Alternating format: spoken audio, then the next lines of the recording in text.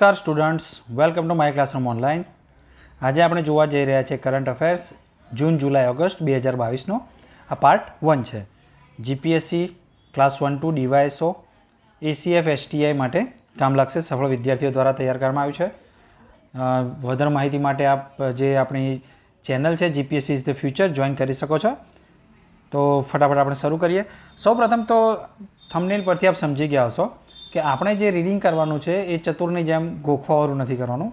જે ડિમાન્ડ છે જીપીએસસીની એક્ઝામિનેશન્સની એ રીતે આપણે કરંટ અફેર જોવાનું છે. તો સૌથી પહેલાં આપણે જોઈએ ફૂડ ઇન્ફ્લેશન વિશે. તો ફૂડ ઇન્ફ્લેશન ન્યૂઝમાં હોય છે. તો ઇન્ફ્લેશનનો મતલબ શું થાય કે general rise in the goods and services price. તો એક વર્ષની અંદર સામાન્ય રીતે કેટલો વધારો થાય છે એને આપણે જે છે ઇન્ફ્લેશનની રીતે જોતા હોઈએ છીએ. ફૂડ ઇન્ફ્લેશનમાં કોણ બહાર પાડે છે? તો સીપીઆઈ કન્ઝ્યુમર પ્રાઇસ ઇન્ડેક્સની અંદર આવશે અને એનએસઓ દ્વારા બહાર પાડવામાં આવે છે. બેઝ યર કયું હોય છે? 2012. બરાબર છે. એક કોન્સેપ્ટ છે કોર ઇન્ફ્લેશનનો. તો કોર ઇન્ફ્લેશન કોને કહેવાય? તો ઇન્ફ્લેશનમાં જ્યારે ફૂડ અને ફ્યુઅલને બાદ કરી દેવામાં આવે, સામાન્ય રીતે જ્યારે મોંઘવારી હોય તેમાં ફૂડ અને ફ્યુઅલની જે મોંઘવારીમાં ફેરફાર થયો હોય એને માઇનસ કરી દેવામાં આવે તેને કોર ઇન્ફ્લેશન કહેવામાં આવે છે. ઇન્ફ્લેશન રેટ સામાન્ય રીતે કેટલો હોવો જોઈએ? તો 2% લઈને 6%ની વચ્ચે. બરાબર. 4% પ્લસ ઓર માઇનસ 2 એટલે 2થી લઈને 6ની વચ્ચે. તો ઇન્ફ્લેશન માટે આટલી માહિતી ઇનફ છે. પછી એક ન્યૂઝમાં હતું પ્રધાનમંત્રી ફસલ બીમા યોજના, જે વર્કિંગ ગ્રુપનો હાલમાં એના પર રિપોર્ટ આવ્યો છે. તો એક તો ક્રોપ ઇન્સ્યોરન્સ સ્કીમ છે 2016થી જે લાગુ કરવામાં આવી છે. એમ શું છે? તો ફાઇનાન્શિયલ સપોર્ટ આપવાનો અને એક સ્ટેબિલિટી આપવાની ઇન્કમની અંદર ફાર્મર્સને. એનું પ્રીમિયમ કેટલું હોય છે? ખરીફ માટે 2%, રવિ માટે 1.5%, હોર્ટિકલ્ચર માટે 5%. બરાબર છે. બીજું કે it is not compulsory for the state to implement. તો આ સ્ટેટમેન્ટ આવી શકે છે. તમે આખી ફસલ બીમા યોજના વાંચી હશે, પણ જો એવું સ્ટેટમેન્ટ આવે કે રાજ્યો માટે આ લાગુ કરવું જરૂરી નથી, તો તમને કન્ફ્યુઝન થઈ શકે કે યાર શું હશે. બરાબર. પણ ખરેખર રાજ્ય માટે લાગુ કરવું જરૂરી નથી, કારણ કે વેસ્ટ બેંગોલ હાલમાં એને કેન્સલ કરી છે. પછી એક ન્યૂઝમાં હતું ઈ શ્રમ પોર્ટલ. તો ઈ શ્રમ પોર્ટલ સૌપ્રથમ તો કોના દ્વારા? તો લેબર મંત્રાલય દ્વારા. બીજી મહત્વની વસ્તુ છે કે ઈ શ્રમ પોર્ટલ પર રજિસ્ટર કોણ કરાવી શકે? તો એક તો અનઓર્ગેનાઇઝ સેક્ટર હોવું જોઈએ. બરાબર છે. એટલે જે પરમેનન્ટ જે જોબ હોય કંપનીઓમાં એ લોકો નહીં, અનઓર્ગેનાઇઝ સેક્ટરના જે છે વર્કર્સ હોવા જોઈએ. એ જ હોવી જોઈએ 16થી લઈને 59ની વચ્ચે. બીજું કે ઈએસઆઈએસ ને ઈપીએફઓના મેમ્બર એમાં એલિજિબલ છે કે નથી. બરાબર. વાંચતી વખતે આવો ક્વેશ્ચન જાતે થવો જોઈએ. જો ફરી કહું છું, મારા અનુભવના આધારે કહું છું, સિલેક્ટેડ મેમ્બર્સના અનુભવના આધારે કહું છું કે વાંચતી વખતે સીધું વાંચી જશો તો પ્રિલિમ્સમાં યાદ નહીં આવે. તો તમારે યાદ રાખવાનું આ રીતે કે ઈએસઆઈએસ અને ઈપીએફઓના મેમ્બર્સ આમાં એલિજિબલ નથી. બરાબર છે. આ મેમ્બર્સ એલિજિબલ આમાં નથી.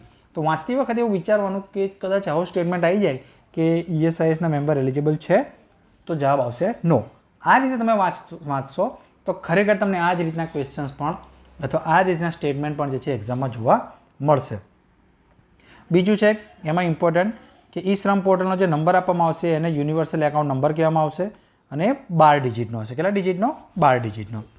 બીજું એનો લાભ શું છે એ પણ કદાચ પૂછી શકાય કે એક્સિડેન્ટલ ઇન્સ્યોરન્સ જે છે 5 લાખનો આપવામાં આવે છે, કદાચ એવું પૂછી લે તો સ્ટેટમેન્ટ રોંગ થઈ જશે, 2 લાખનો. બીજું કોણ આપશે? તો પ્રધાનમંત્રી સુરક્ષા બીમા યોજના સાથે એને લિંક કરવામાં આવશે. કદાચ આ બી સ્ટેટમેન્ટ આવે તો શું થાય? તમને કન્ફ્યુઝન થઈ શકે. તો હું ક્લિયર કરી દઉં કે પ્રધાનમંત્રી સુરક્ષા બીમા યોજના જોડે એને લિંક કરવામાં આવશે. બીજું કે એનું જે રજિસ્ટ્રેશન ચાર્જિસ છે એ ફક્ત 10 રૂપિયા છે.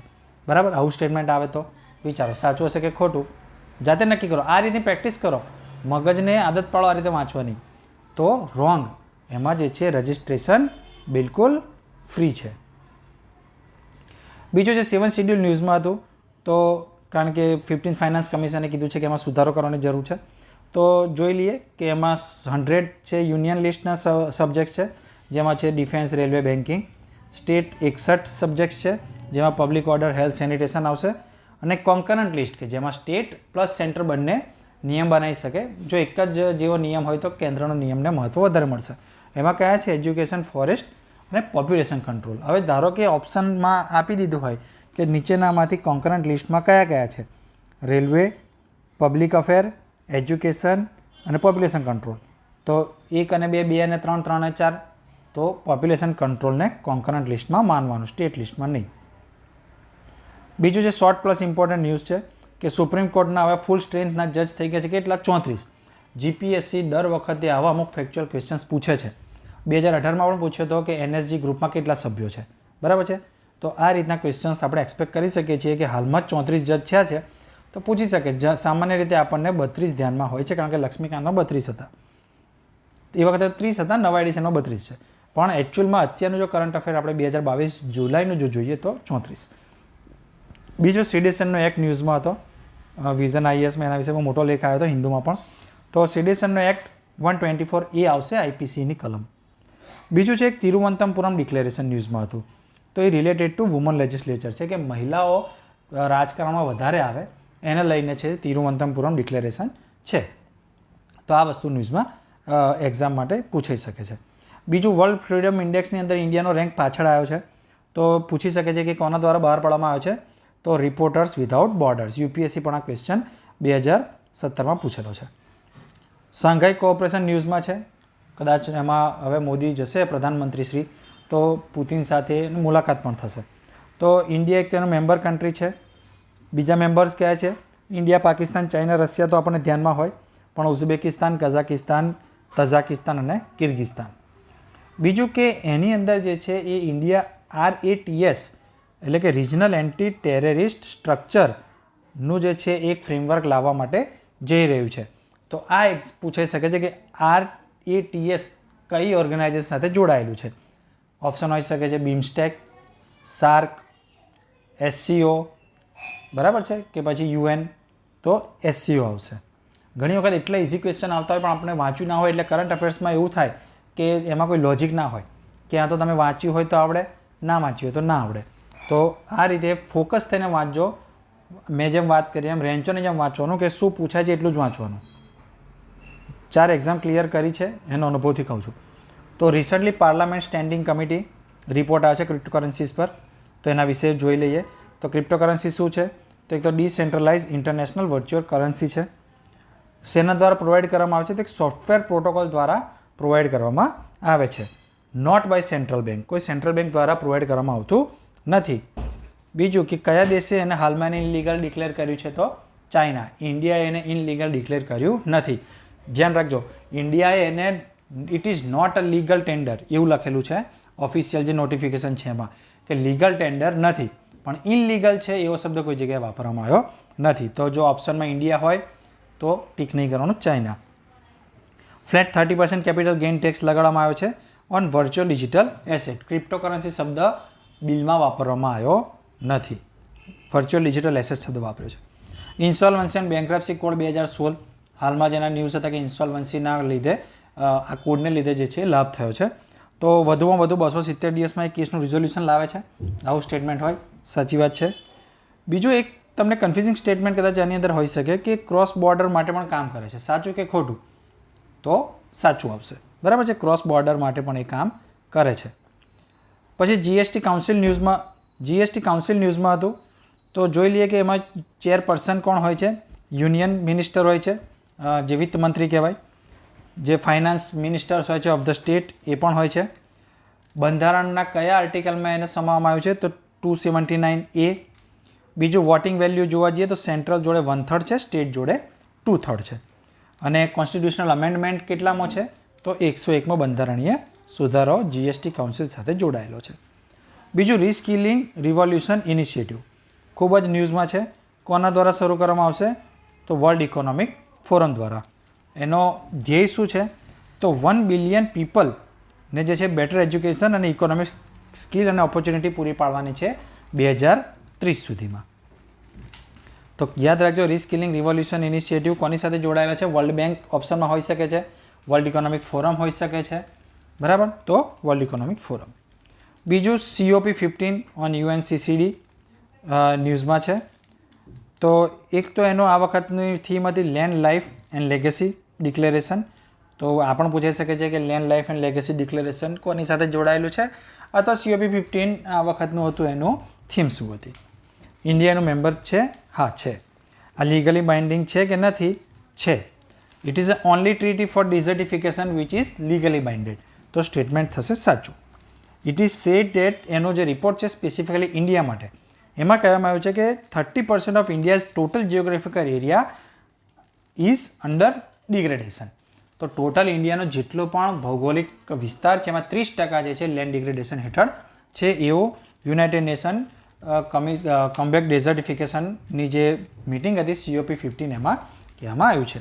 તો આ કહી શકાય છે, એક તો પૂછી શકે છે કે આ એનું ડિક્લેરેશન લેન્ડ લાઇફ લેગસી છે કે નહીં.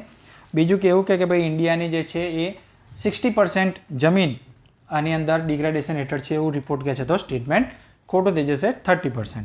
આવું એટલા માટે કહું છું કે આગળ 2018માં જ GPSC પૂછ્યું હતું કે ભારતમાં માટીના પ્રકાર કેટલા છે. બરાબર, બહુ સિમ્પલ ક્વેશ્ચન હતો પણ એ પૂછ્યો હતો, ઘણા જણને નહોતો આવડે. State of the world forest report આવ્યો છે 2020 મેની અંદર. તો કોણ બહાર પાડે છે? તો United Nations Food and Agriculture Organization બહાર પાડે છે. અને ફોરેસ્ટ એરિયા ડિક્લાઇન થઈ રહ્યો છે વર્લ્ડમાં, એવું એનો રિપોર્ટનું કન્ક્લુઝન છે. તો ખાલી એટલું સિમ્પલ સ્ટેટમેન્ટ આવી જાય કે વર્લ્ડ ફોરેસ્ટ રિપોર્ટમાં કહેવામાં આવ્યું છે કે ફોરેસ્ટ જે છે એ વર્લ્ડમાં વધી રહ્યું છે. તો સ્ટેટમેન્ટ રોંગ થશે, કન્ફ્યુઝન થઈ શકે ચાલુ એક્ઝામમાં. બીજું છે નેશનલ પોલિસી ઓન બાયોફ્યુઅલ્સ 2018ની એપ્રુવલ મળી છે એટલે ન્યૂઝમાં છે. તો શું છે એનો એમ કે એક તો 2025 સુધીમાં જે છે 20% ઇથેનોલ કરવાનું છે પેટ્રોલની અંદર. બીજું ઇથેનોલ અને બાયોડીઝલ જે છે એને બાયોફ્યુઅલ્સ તરીકે ગણવામાં આવશે. ફર્સ્ટ જનરેશન શેમાંથી બનાવવામાં આવે છે? તો શેરડીમાંથી અથવા મકાઈમાંથી પણ કહી શકાય. સેકન્ડ જનરેશન જે છે વુડમાંથી અથવા એગ્રીકલ્ચર રેસિડ્યુઅલ્સ એટલે લાકડામાંથી અથવા તો જે ખેતરમાં વધેલો જે પાક લણ્યા પછી જે નીચે વધી શકે વસ્તુઓ કે જે છોડ કે એના જે ભાગ હોય એમાંથી બનાવવામાં આવશે. થર્ડ જનરેશન જે છે એ અલ્ગેમાંથી એટલે લીલમાંથી બનાવવામાં આવશે. અને ફોર્થ જનરેશન બાયોફ્યુઅલ જે છે માઇક્રો ઓર્ગેનિઝમ જેનેટિક એન્જિનિયરિંગની મદદથી બનાવવામાં આવશે. તો બાયોફ્યુઅલ્સ માટે આટલું યાદ રાખવાનું ક્વેશ્ચન આવશે. તો આમાંથી જ આવશે, આ 4 સ્ટેટમેન્ટમાંથી જ આવશે. અધર ગવર્મેન્ટ ઇનિશિયેટિવ બાયોફ્યુઅલ્સ માટે કયા છે? તો પ્રધાનમંત્રી જીવન યોજના JIVN, ગોબર્ધન યોજના અને repurpose used cooking oil RUCO by FSSAI. તો RUCO એના માટે યુઝ કરવામાં આવે છે. બીજું છે PM કુસુમ સ્કીમ, તો પ્રધાનમંત્રી કુસુમ યોજના, તો જેમાં સોલર પ્લાન્ટ જે છે એ ફાર્મર્સને આપવામાં આવે છે. બરાબર છે. અને એનો એમ શું છે કે ડીઝલ ફ્રી ફાર્મ સેક્ટર બનાવવાનું છે 2024 સુધીમાં. તો 2024 સુધીમાં બનાવવાનું છે કે 2030 સુધીમાં? તો કન્ફ્યુઝન થઈ શકે. 2024 સુધીમાં ડીઝલ ફ્રી ફાર્મ સેક્ટર બનાવવાનો એમ છે, કારણ કે PM કુસુમ યોજના તમે બધા વાંચી જશે તો કદાચ આ વસ્તુ નહીં ખબર હોય. બીજું કોલ ગેસિફિકેશન ન્યૂઝમાં છે. તો કોલ ગેસિફિકેશનનો મતલબ શું થાય? તો કન્વર્ટિંગ અ કોલ ઇન્ટુ સિન્થ ગેસ, જેને સિન ગેસ તરીકે પણ શોર્ટમાં ઓળખવામાં આવે છે, SYNGAS. તો કોલ ગેસિફિકેશન એમાં શું હોય છે? તો કાર્બન ડાયોક્સાઇડ, કાર્બન મોનોક્સાઇડ અને મિથેનનું કોમ્બિનેશન હોય છે. કોલસામાંથી આ 3 વાયુ બનાવવામાં આવે છે. It can be use in the વ્હીકલમાં ફ્યુઅલ તરીકે વપરાય છે. સ્ટીલ ઇન્ડસ્ટ્રી, કેમિકલ ઇન્ડસ્ટ્રીઝમાં વપરાય છે. તો આપણે સ્ટેટમેન્ટ આવે છે આ રીતના. હવે GPSC UPSCમાં બહુ કોમન છે કે એપ્લાઇડ ક્વેશ્ચન પૂછે કે આનો ઉપયોગ ક્યાં થઈ શકે. બરાબર, જેનેટિક એન્જિનિયરિંગ વિશે 2020માં UPSC પૂછ્યો હતો કે એનો ઉપયોગ ક્યાં ક્યાં થઈ શકે. તો વ્હીકલમાં, સ્ટીલ અને કેમિકલ એન્જિનિયરિંગ ઇન્ડસ્ટ્રીઝમાં. તો એને બીજું એવું પૂછે છે કે એને ક્લીન એનર્જી ટેકનોલોજી તરીકે કન્સિડર કરવામાં આવે છે. તો સામાન્ય રીતે કોલ આવે એટલે આપણને થાય કે નહીં, કોલમાં નહીં હોય, કારણ કે કાર્બન મોનોક્સાઇડ, કાર્બન ડાયોક્સાઇડ પણ નીકળે છે. પણ એને કન્સિડર કરવામાં આવે છે. ગ્રીન એનર્જી નથી, ક્લીન એનર્જી છે. બરાબર, શબ્દ સમજો કે ડાયરેક્ટ કોલનો ઉપયોગ કરીએ એના કરતાં તો કમસે કમ ઓછું પ્રદૂષણ થશે. India does not have this technology? Question mark છે. તો ફરી બ્રેનને ચલો તમે તૈયાર કરો. આ રીતનો ક્વેશ્ચન આવે તો શું લખો તમે? તો શું થશે? ટેકનોલોજી ઇન્ડિયા પાસે છે એટલે જ તો આપણે ગેસિફિકેશન માટે કામ કરી રહ્યા છે. બરાબર, તો હવે એપ્લાઇડ થોડું કરતાં શીખજો. ભારત ટેપ એક ન્યૂઝમાં છે. મિનિસ્ટ્રી ઓફ હાઉસિંગ અને અર્બન અફેર્સ દ્વારા શરૂ કરવામાં આવે છે ભારત ટેપ યોજના. અને શેના માટે છે? વોટર સપ્લાય માટે. બીજું, હાલમાં PM inaugurates the nano urea plant. તો નેનો યુરિયા પ્લાન્ટ ન્યૂઝમાં છે. સૌથી પહેલાં તો ક્યાં? ગુજરાતના કલોલમાં. બીજું કે world first liquid nano urea plant. સાચું કે ખોટું? તો સાચું. બરાબર, ફર્સ્ટ જ છે વર્લ્ડમાં. બીજું કે એમાં પાર્ટિકલ્સની સાઇઝ કેટલી હશે? તો 50 નેનોમીટર્સથી નાના હશે નહીં, 20 to 50 નેનોમીટર્સની વચ્ચે. બરાબર છે. બીજું કે spread directly on the roots, એને રૂટ ઉપર ડાયરેક્ટ સ્પ્રેડ કરવાનું છે, એવું સ્ટેટમેન્ટ આવે. વાંચતા જાતે ખોટા સ્ટેટમેન્ટ બી બનાવજો તો તમને સાચું સ્ટેટમેન્ટ યાદ રહી જશે. તો spread directly on the roots, no. Leaves ઉપર, મૂળમાં છાંટવાનું નથી, ડાયરેક્ટ લીફ પર છાંટવાનું છે. Reduce the consumption of urea by 85 to 90%, બરાબર છે. તો એવું પૂછે કે ભાઈ નેનો યુરિયાથી જે છે યુરિયાનું કન્ઝમ્પશન 100% ઘટાડી શકાશે. સ્ટેટમેન્ટ સાચું કે ખોટું? તો ખોટું આવે. 100% કઈથી ઘટાડી શકાય? નેનો યુરિયા છે પણ છે તો યુરિયા ને, તો 90% સુધી ઘટાડી શકાય. ખૂબ ઓછી જરૂર પડે, 10%ની જરૂર પડે, પણ જરૂર તો ખરી, બરાબર છે. એટલે 100% નહીં આવે. યુપીએસસીએ 2018માં પૂછ્યો હતો કદાચ આ ક્વેશ્ચન. જીએસટી આવ્યું હતું 17માં, એટલે કે જીએસટી ઇમ્પ્લિમેન્ટ થયા બાદ ઇન્ડિયા ચાઇનાને પાછળ પાડી દેશે, બરાબર. એટલે સ્ટેટમેન્ટ થોડું બેટર વેમાં હતું, પણ આવું પૂછે એપ્લાઇડ કે તમને થોડી ઘણી તમારામાં બુદ્ધિ એવી છે કે નહીં સિવિલ સર્વિસ માટેની કે ભાઈ એનાથી જીએસટી લાવવાથી કંઈ સડનલી ચાઇનાને પાછળ નહીં પાડી દેવાય. એવું કંઈ આવું નેનો યુરિયા આવે એટલે કંઈ 100% યુરિયા ફ્રી નહીં થઈ જાય. બીજું ગાઈડલાઇન ફોર જીએમ ક્રોસ 2022 હમણાં રિલીઝ થઈ છે. તો ટેકનોલોજીસનો જોઈ લે કે જીએમ ટેકનોલોજી શું છે. તો it is a direct manipulation of the DNAs of the organism of the green plants, bacteria, animal. કોઈ પણ સજીવ જે છે એના ડીએનએમાં જ્યારે તમે ચેન્જ કરો તો એને જીનેટિકલી મોડિફાઈડ કહી શકાય. એન્વાયરમેન્ટલ મિનિસ્ટ્રી એને ડીલ કરે છે. તો આ પૂછે કે કઈ મિનિસ્ટ્રીના અંતર્ગત આવે છે. તો જે છે ફાર્મર્સ મિનિસ્ટ્રી, બરાબર છે. ફાર્મર્સ વેલફેર જે છે એમાં અને એન્વાયરમેન્ટમાં 100% કન્ફ્યુઝન થઈ શકે તો એન્વાયરમેન્ટ આવશે. ક્રોપ રિસર્ચ ઇન્ડિયામાં થઈ રહ્યું છે. કયામાં? જીએમ. તો જીએમ રાઈસ છે ઇન્ડિયામાં, જીએમ મકાઈ છે, મસ્ટાર્ડ છે, સોયાબીન છે, કોટન છે, વ્હીટ છે. તો 4-5 આવા નામ આપી દીધા હોય અને ઓપ્શન હોય કે 1, 2, 3, 2, 3, 4, 5, 6, 7, તો બધા જ રાઈસ, મકાઈ, મસ્ટાર્ડ, સોયાબીન, કોટન, વ્હીટ બધામાં જીએમ ઇન્ડિયામાં રિસર્ચ થઈ ચૂક્યું છે. હા, પરમિશન બધાને નથી, પણ રિસર્ચની વાત કરી છે તો થઈ ગઈ છે. લાભ શું થશે? તો પ્રોડક્ટિવિટી વધશે, ફૂડ સિક્યોરિટી વધશે અને સોઇલ ફર્ટિલિટીમાં પણ વધારો થશે. બીજું કે જીએમ ક્રોપની કોઈ સાઇડ ઇફેક્ટ હેલ્થ પર છે નહીં, ક્વેશ્ચન માર્ક છે. એટલે સ્ટેટમેન્ટ સાચું છે કે ખોટું વિચારો? તો ખોટું છે. થશે, બેડ ઇફેક્ટ તો થાય જ, થોડી તો થોડી પણ થઈ શકે ખરી. રાઈસ ફોર્ટિફિકેશન ન્યૂઝમાં છે. તો રાઈસ ફોર્ટિફિકેશનમાં શું એડ કરવામાં આવશે? ફોલિક એસિડ અને B12. એ જ રીતે મિલ્ક ફોર્ટિફિકેશન જોઈ લઈએ જોડે, એમાં D3 નાખવામાં આવે છે, બરાબર છે. સંપૂર્ણ પોષણ સ્વસ્થ જીવન લોગો લગાવવામાં આવશે. જે પણ ફોર્ટિફિકેશનવાળું હશે ફૂડ એના ઉપર કયો લોગો લગાવવામાં આવશે? તો સંપૂર્ણ પોષણ સ્વસ્થ જીવન. આ પણ પૂછાઈ શકે છે. It will be helpful for thalassemia patient. Thalassemia પેશન્ટને લાભદાયક થશે કે નહીં થાય? તો થશે. E vehicle lithium ion battery ન્યૂઝમાં છે. તો એડવાન્ટેજીસ શું છે સૌપ્રથમ જોઈ લઈએ. લિથિયમ આયન બેટરીના પૂછાઈ શકે છે. એક તો હાઈ વોલ્ટેજ હોય છે, હાઈ એનર્જી હોય છે, હાઈ ડેન્સિટી હોય છે, લો સેલ્ફ ડિસ્ચાર્જ હોય છે, હાઈએસ્ટ ચાર્જિંગ કેપેસિટી કે બહુ જલ્દી ચાર્જ થઈ જાય, જાતે બેટરી જલ્દી ઉતરતી નથી અને લાંબા સમય સુધી રહે છે. તો ડિસએડવાન્ટેજ છે કે નથી? છે. હીટિંગ થઈ જાય છે, આપણે જોયું હશે ઘણી વખત ન્યૂઝમાં. હાઈ રિએક્ટિવિટી જલ્દી સળગી જાય વાતાવરણ સંપર્કમાં આવે તો. અને લિથિયમ અનઅવેલેબલ છે. ઇન્ડિયા જોડે લિથિયમનો સોર્સ ખૂબ ઓછો છે. તો ફરી એક તમારા મગજને તૈયાર કરવા માટેનું એક સ્ટેટમેન્ટ અહીં મૂક્યું છે કે south Africa has very higher source of lithium. Question mark છે. સાચું કે ખોટું? તો ખોટું. સાઉથ આફ્રિકા જોડે નથી, ચીલી, આર્જેન્ટિના જોડે છે. સાયન્ટિફિક સોશિયલ રિસ્પોન્સિબિલિટી ન્યૂઝમાં છે. તો જે સાયન્ટિસ્ટ છે એ લોકો પોતાના નોલેજનો ઉપયોગ કરીને રૂરલ ડેવલપમેન્ટમાં કે જનરલ પબ્લિક માટે કંઈક કરે એને માટે જે છે સાયન્ટિફિક સોશિયલ રિસ્પોન્સિબિલિટી લાવવામાં આવી છે. અને CSR અને SSR વચ્ચે એ ફરક છે કે કોર્પોરેટ સોશિયલ રિસ્પોન્સિબિલિટી કમ્પલસરી છે, બરાબર. કંપનીઝ એક્ટ 2013 અંતર્ગત, જ્યારે હજુ સાયન્ટિફિક સોશિયલ રિસ્પોન્સિબિલિટી કમ્પલસરી નથી. બીજું, હાલમાં એક હડમ્પિયન સાઇટ રાખી ગરીમાં મળી છે, બરાબર. તો એમાં જોઈ લઈએ કે ક્યાં છે? હરિયાણામાં છે. બીજું મેચ્યોર હડપ્પન સાઇટ છે રાખી ગરી, ત્યાં શું મળ્યું છે? તો એલિફન્ટવાળી એક સીલ મળી છે, ટેરાકોટા બેંગલ્સ માટીની જે છે એ બંગડી મળી છે અને જ્વેલરી મળી છે. તો જ્યારે એન્શિયન્ટ ઇન્ડિયામાંથી કોઈ ક્વેશ્ચન આવે તો એને કરંટ સાથે આ લોકો રિલેટ કરીને પૂછી શકે, કારણ કે હાલમાં જ આ સાઇટમાં બધી વસ્તુ મળી છે. બીજું, રાજા રામમોહન રાયનો 250મો જન્મ જે છે એનિવર્સરી આ વખતે ઉજવવામાં આવી. તો જે છે એના વિશે મોડર્ન ઇન્ડિયામાં ક્વેશ્ચન આવી શકે છે. તો બ્રહ્મો સમાજ એમણે કરેલું 1828માં, હિન્દુ કોલેજ 1817માં, સંબંધ કુમુદી નામનું એક ફર્સ્ટ ન્યૂઝપેપર એમણે ચાલુ કર્યું છે ઇન્ડિયન લેંગ્વેજમાં હતું, ઇંગ્લિશમાં નહોતું, બરાબર છે. સંબંધ કૌમુદી. તો તો પૂછી શકે સંબંધ કૌમુદી કોની સાથે રિલેટેડ છે, અથવા તો 4-5 ઓપ્શન આપે એમાંથી એક આ હોય કે રાજા રામમોહન રાયે કયું ન્યૂઝપેપર શરૂ કર્યું હતું, સંબંધ કૌમુદી. એમણે જે છે ઇકોનોમિક એક્સપ્લોટેશન માટે પણ બ્રિટિશર્સને જે છે બહાર પાડેલા કે ડ્રેન ઓફ વેલ્થ જે દાદાભાઈ નવરોજીએ આપ્યું એની પહેલાં અમને પણ આ વાત કરેલી હતી. બીજું છે પ્રધાનમંત્રી જીવન જ્યોતિ વીમા યોજનાને 7 વર્ષ પૂરા થયા છે, તો એના વિશે જોઈ લઈએ. તો 2015માં હતું. એલિજિબલ કોણ છે જીવન જ્યોતિ વીમા યોજના માટે? 18 થી 15 વર્ષના સિટીઝન્સ. લાભ શું છે? તો 2 લાખનો લાઈફ કવર મળશે અને 330 રૂપિયા જે છે એવરી યર એમણે પે કરવાના થશે.